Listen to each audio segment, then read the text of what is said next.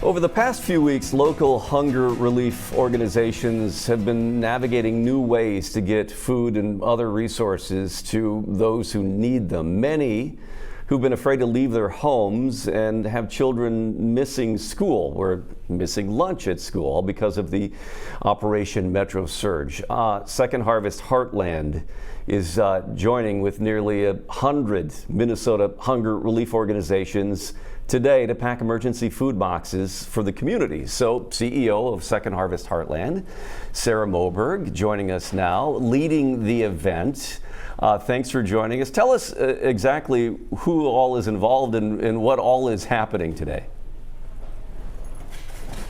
Well, right now we are busy packing emergency boxes, and those emergency boxes will leave our warehouse at Second Harvest Heartland and be distributed to schools, food shelves, faith organizations across Minnesota, where they will then be distributed to neighbors who are struggling to have access to the food they need. What's the scope of your operation today? Again, we heard 100 other organizations. I mean, and how much of these supplies are you packing? It sounds like a pretty large event.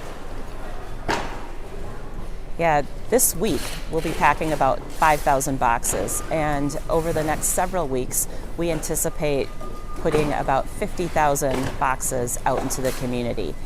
And you mentioned the collaboration, the partnership across the 100 other nonprofit hunger relief organizations. Each of those organizations has a unique and special role to play in this distribution effort. And so here at Second Harvest Heartland, we have been working to bring food in, to pack those boxes, and then many of those organizations that have taken part in this statement and joined together, they will be receiving these boxes, they'll be adding some of their own donated food to it, and then they'll be working with their volunteers to get food out to where it's needed in the community.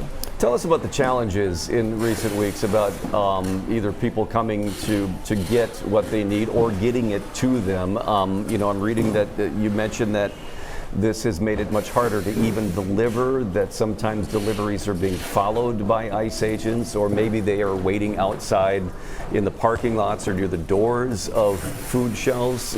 Tell us more about what you've experienced. That's right. We believe that everyone deserves to eat, no questions, no exceptions, and that access to food should be safe and without fear.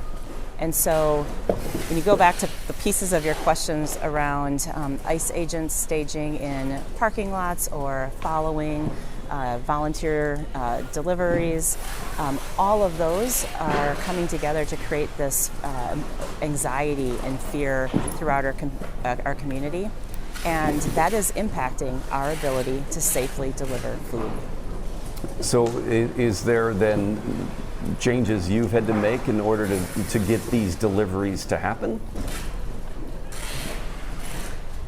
Yes, in Minnesota, we are leaning into the relationships that we have as individuals, as fellow Minnesotans, and we're really focused on making sure that those trusted relationships are the point of food delivery. And so at Second Harvest Heartland, we can focus on bringing in large quantities of food, we can pack it into these emergency boxes, but we are really counting on the community to make sure that that handoff is done in a safe and trusted way. Tell us more about the need that you've seen, how that's changed. We've certainly talked to you over the past couple of years about how you're seeing an increasing demand, increasing need, and how has that changed now just in the last couple of months compared to the increases that you were seeing already, say, a year ago? Yeah. Historically, the Hunger Relief Network has worked to meet the needs of those who are struggling with cost of living. But today, that has expanded, and now we are working to meet the needs of those who are afraid to leave their homes, who are unable to get the food that they need through normal sources, whether that's schools, grocery stores, or food shelves. And so the work of the Hunger Relief Network is really at a level that we have never experienced before. Is there any other way to quantify that compared to a year ago or so? I mean, is it exponentially larger? I mean, I don't know if there's any way for you to help put numbers to that.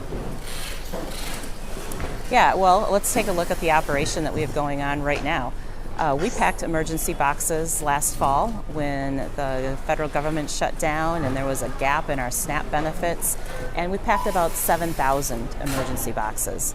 And this week we're going to pack 5,000 boxes, and over the course of the next few weeks we're going to distribute over 50,000 boxes.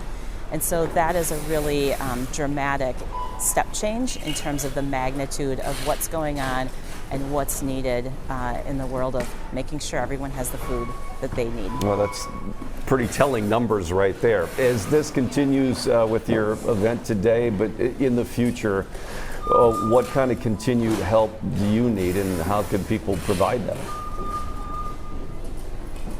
Yeah, I think across our network, certainly financial donations are helpful. That is how we provide the food that goes into boxes, whether it's here or at food shelves. We need volunteers not only to pack boxes but also to do deliveries. And of course it's important to make your voices heard and known. We want to make sure that every Minnesotan has access to the food that they need, and we know that we can do it. Minnesota shows up for each other, and this is no different. All right. Well, thank you so much. This event goes throughout the day today, right? It looks like a pretty busy place there behind you. It sounds busy too. It does. Thank you. Yeah. All right. That is Sarah Moberg, the CEO of Second Harvest Heartland, and there we're getting a wider shot of some of the food packing and supply packing operations that are going on today, as they join with about 100 other organizations to pack boxes to get food to those people who need it, who may be afraid to leave their homes to come get it.